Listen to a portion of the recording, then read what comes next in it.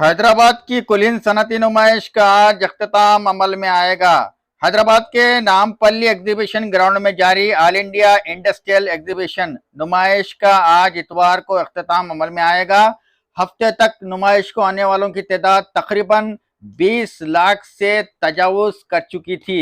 ये नुमाइश हर साल 1 जनवरी से 15 फरवरी तक नामपल्ली एग्जीबिशन ग्राउंड में तकरीबन 2400 स्टॉल्स के साथ मुनक़िद की जाती है। नुमाई सोसाइटी के सदर और रियासती वजीर डी श्रीधर बाबू ने इसका ऐलान किया।